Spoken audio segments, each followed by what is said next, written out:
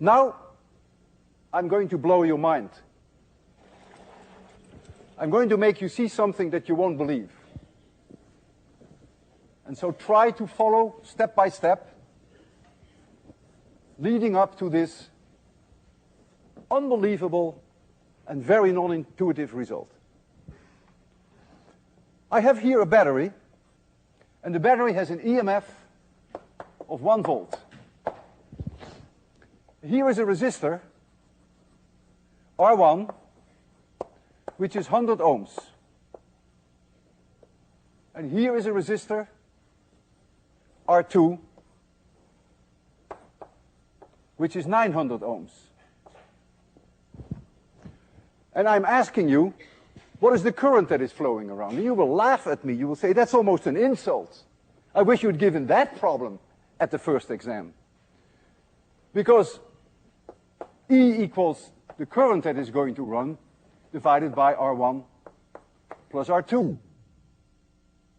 Oh my goodness, what did I do?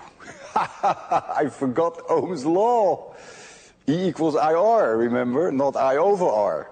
So R1 plus R2 should go upstairs. And everything that follows is correct, so you don't have to worry about that. This was just a big slip of the pen. And so the current I is 10 to the minus 3 amperes. 1 milliampere. Big deal. Easy. Current is going to flow like this. Fine. Let's call this point D, and we call this point A. And I asked you, what is the potential difference between D and A? You will be equally insulted. VD minus VA. You apply Ohm's law. You say that's this current times R2. Absolutely. I times R2. So that is plus 0.9 volts. Now I say to you, well, suppose you had gone this way, then you would have said, well, I find the same thing, of course. Kirchhoff's rule.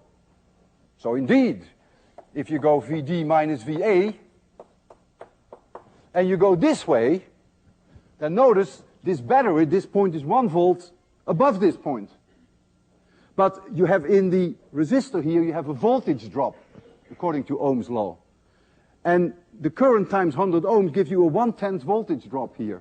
So VD minus VA is the 1 volt from the battery minus I times R1, and that is plus 0.9 volts. What a waste of time that we did it twice and we found the same result. So I connect here a voltmeter. The voltmeter is connected to point D and to point A. And I ask you, what are you going to see?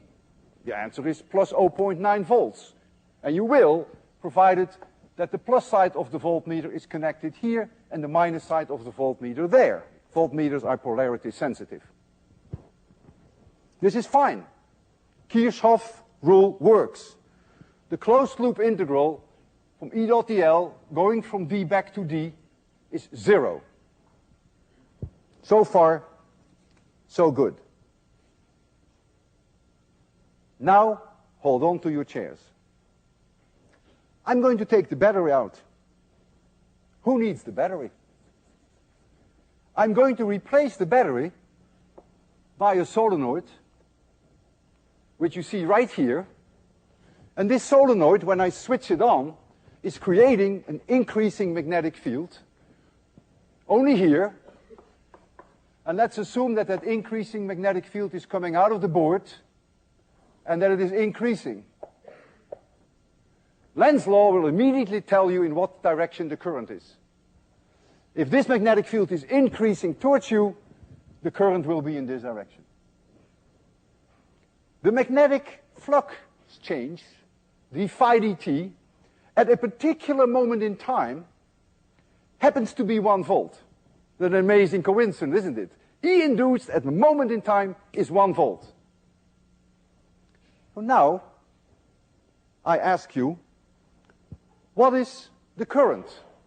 Well, you'll be surprised that I even have the courage to ask you that, because Ohm's law holds. The induced EMF is 1 volt, and R1 plus R2 is still 1000 ohms, so 10 to the minus 3 amperes. I really make a nuisance of myself and I say, what is VD minus VA? And you get annoyed at me and you say, look, the current I through R2, Ohm's law, V equals IR plus 0.9 volts. And then I say, but now suppose we go the other side. And we want to know now what VD minus VA is. And now, it's not so simple, because there's no battery. And so now, when I go from D to A, I don't have this 1. And therefore, I now find minus 0.1 volts. I find a totally different answer. I attach a voltmeter here. That voltmeter will show me plus 0.9 volts. Now I attach a voltmeter here. The same one. I flip it over. It's connected between point D and point A. It will read minus 0.1 volts. This voltmeter, which is connected between D and A, reads plus 0.9. This voltmeter, which is connected to D and A, reads minus 0.1. The two values are different. And I placed on the web a lecture supplement which goes through the derivation step by step, which will convince you that indeed this is what is happening. Why we can't digest this so easily is we don't know how to handle non-conservative fields. If you have a non-conservative field, then if you go from A to D of E dot dl, or from D to A for that matter, it doesn't matter, the answer depends on the path. It's no longer independent of the path. And so, if here is D and here is A, and you go this way, you find 0.9 volts plus. If you go this way, you find minus 0.1 volts. Faraday has no problem with that. Kirchhoff has a problem with that. But who cares about Kirchhoff? Faraday is the law that matters.